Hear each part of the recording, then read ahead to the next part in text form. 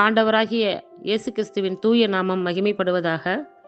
மத்தேயு எழுதிய சுவிசேஷம் 11ஆம் அதிகாரத்தில் இருக்கக்கூடிய வசனங்களை நாம் இப்போது தியானிக்க இருக்கிறோம். இயேசு தம்முடைய 12 சீஷர்களுக்கும் கட்டளை கொடுத்து முடித்த பின்பு அவர்களுடைய பட்டணங்களில் உபதேசிக்கவும் பிரசங்கிக்கவும் அவ்விடம் விட்டு போனார்.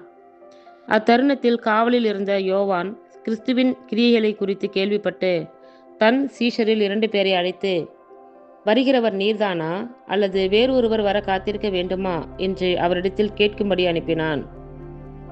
இயேசு அவர்களுக்கு பிரதியுத்தரமாக, நீங்கள் கேட்கிறதையும் காண்கிறதையும் யோவானிடத்தில் போய் அறிவியுங்கள். குருடர் பார்வை அடைகிறார்கள், சப்பானிகள் நடக்கிறார்கள், குஷ்டரோகிகள் சுத்தமாகிறார்கள், செவிடர் கேட்கிறார்கள், மரித்தோர் எழுந்திருக்கிறார்கள், தரித்திரருக்கு சுவிசேஷம் பிரசங்கிக்கப்படுகிறது. என்னிடத்தில் இடரல் அடையாதிருக்கிறவன் எவனோ அவன் பாக்கியவான் என்றார்.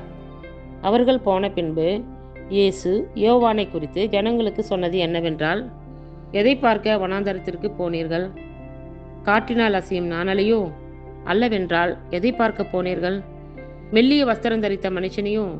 மெல்லிய வஸ்திரம் தரித்திருக்கிறவர்கள் அரசர் மாளிகைகளில் இருக்கிறார்கள். அல்லவென்றால் எதை பார்க்க போனீர்கள்? தீர்க்கதரிசியையோ? ஆம், தீர்க்கதரிசியை பார்க்கிலும் மேன்மை உள்ளவனையே என்று உங்களுக்கு சொல்லுகிறேன்.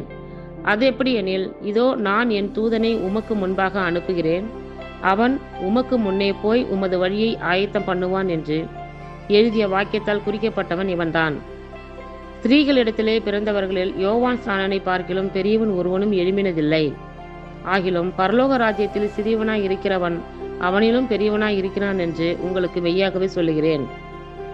யோவான் ஸ்நானன் காலம் முதல் இதுவரைக்கும் பரலோக ராஜ்யம் பலவந்தம் பண்ணப்படுகிறது. பலவந்தம் பண்ணுகிறவர்கள் அதை பிடித்துக் கொள்கிறார்கள்.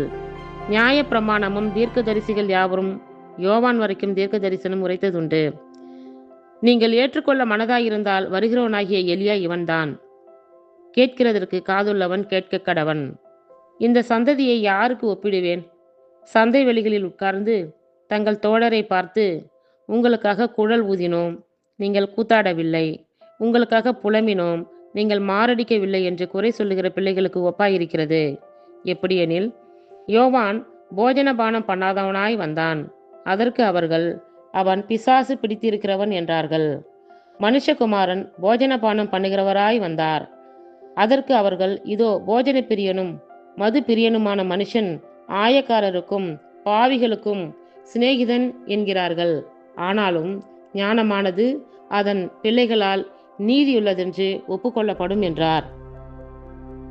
அப்பொழுது தமது பலத்த செய்கைகளில் அதிகமானவைகளை செய்ய கண்ட பட்டணங்கள் மனந்திரும்பாமற் போனபடியினால் அவைகளை அவர் கடிந்து கொள்ள தொடங்கினார்.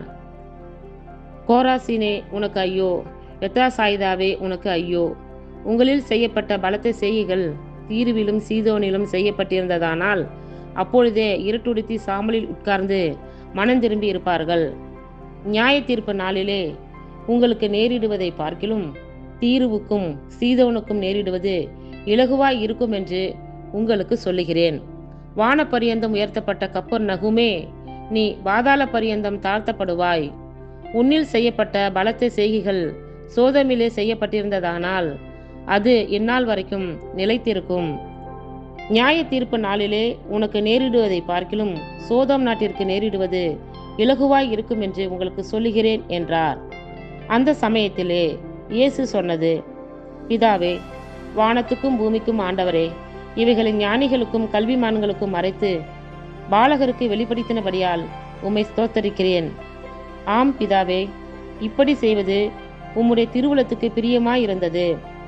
சகலமும் என் பிதாவினால் எனக்கு ஒப்பு கொடுக்கப்பட்டிருக்கிறது. பிதா தவிர வேறொருவனும் குமாரனை அறியான். குமாரன் எவனுக்கு அவரை வெளிப்படுத்த சித்தமாய் இருக்கிறாரோ அவனும் தவிர வேறொருவனும் பிதாவை அறியான்.